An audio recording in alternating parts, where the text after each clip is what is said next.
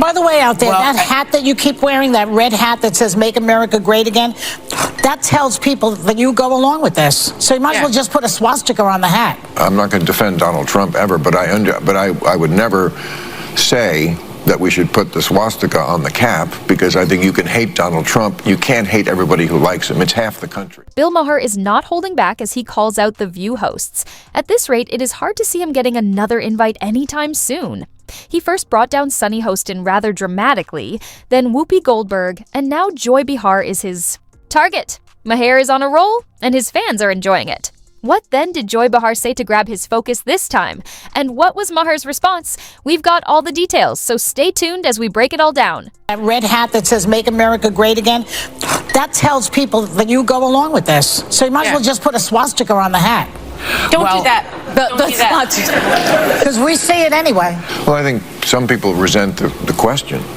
Like, what don't you get? Look, I'm not going to defend Donald Trump ever, but I would never say that we should put the swastika on the cap, because I think you can hate Donald Trump. You can't hate everybody who likes him. It's half the country. I don't want to live in that country. I don't want to live in the country where I hate half the country, and I don't hate half the country. How dare you disagree with me? Bill Maher wasted no time destroying Joy Behar's assertion that Trump is racist. Behar went so far as to claim that wearing a MAGA hat was no different than flashing a Nazi sign. But Maher, known for his strong and uncensored beliefs, swiftly disregarded the connection, emphasizing that such harsh rhetoric not only distorts history, but also alienates millions of Americans who support Trump for reasons other than race. He underlined how dangerous and destructive it is to link political slogans with symbols of genocide.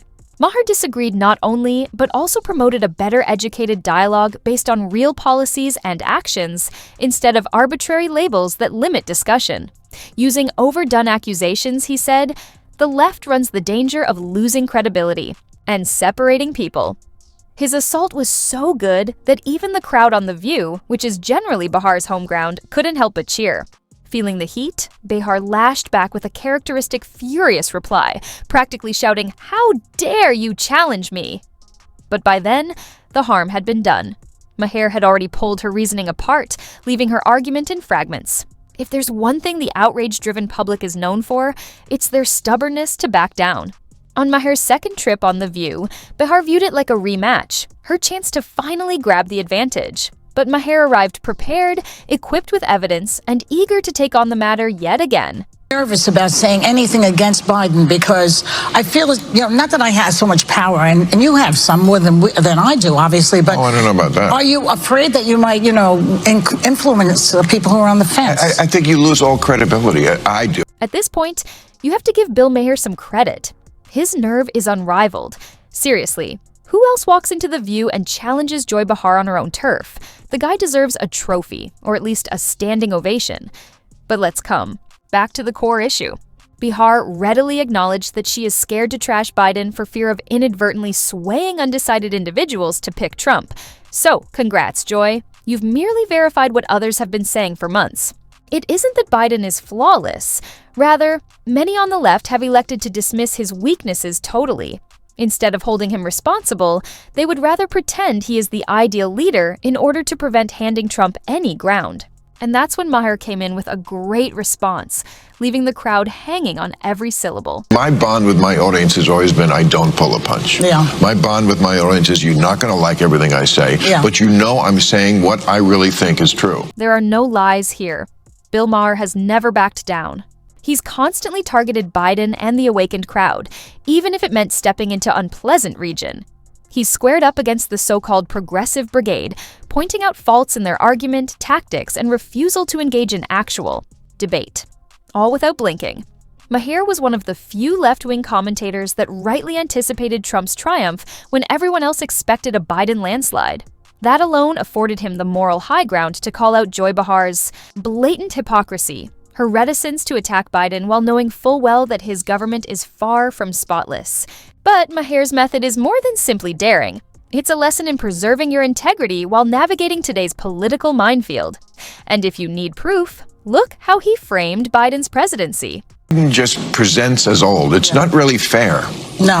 Because he's almost the same age Trump is almost the same age as him. I know. But Trump doesn't present that way. You know, you look at somebody right away, you can kind of just sum them up. I mean, we are not young, but we don't present as old. Yeah. Biden does. I saw him yesterday making that speech. Yeah. I mean, I'm sorry, he's cadaver-like. But his brain is good. He's still great. Bill Maher is comparing Biden to a corpse. That degree of chutzpah needs its own TED Talk. But let's be honest, is he wrong?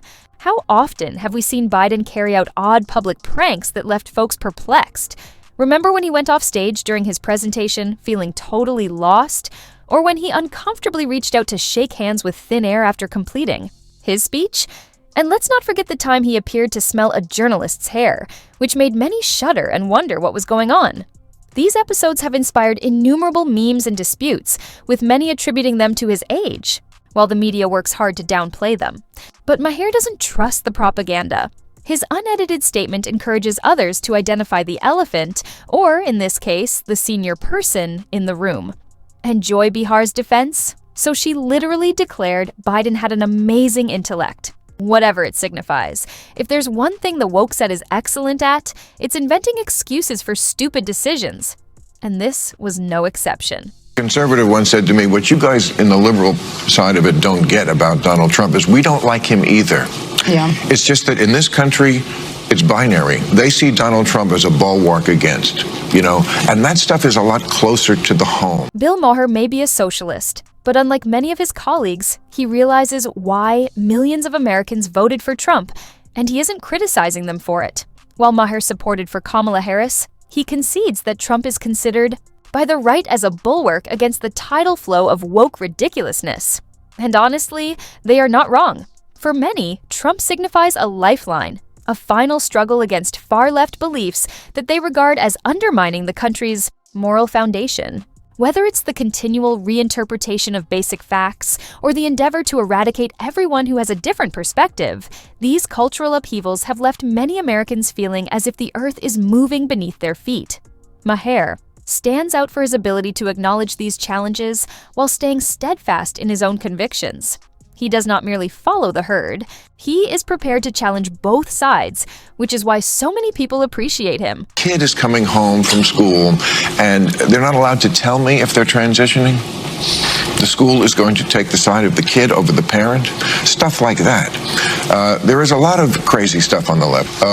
That's the answer to the Donald Trump situation is. Bill Maher has a knack for calling things like they are, and one of his most incisive assessments is how Joy Behar and the woke mob have basically gifted Trump his re-election on a silver platter. Consider the premise that men can become pregnant, for instance.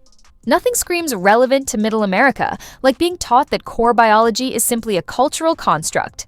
Then there's the defund the police movement, because, obviously, the finest method to combat crime is to eliminate the very people who prevent it. Maher has long remarked that these extreme ideological crusades not only alienate the normal voter, but also push them into Trump's camp. And, really, who can blame them? When you pick pronouns above wealth or public safety, you're doomed to lose touch with reality. Maher does not mince words. The left's preoccupation with out-of-touch concepts is precisely why Trump became a symbol of resistance for those fed up with the farce. It looks that the awakened mob has been authoring his campaign advertising for free. And if you need validation of how people feel about this, just check in the comments. One man phrased it perfectly, saying, "I've never worn a MAGA hat, but if I encountered Joy Behar every morning on my way to get coffee, I'd get one particularly to wear in front of her." Others were as impressed with Maher's growth over time. One commenter pointed out that Maher is now reiterating the same argument Jordan Peterson made on his program years ago, when Peterson told him simply, "That's half of America, Bill. You cannot ignore them." Then there's this gem. It's ironic that the most bitter woman on television is called Joy. Finally, one fan summed up Behar's credibility concerns with a devastating conclusion. She'll lose all credibility? Hilarious. She had already lost it, except for the empty-headed clapping seals.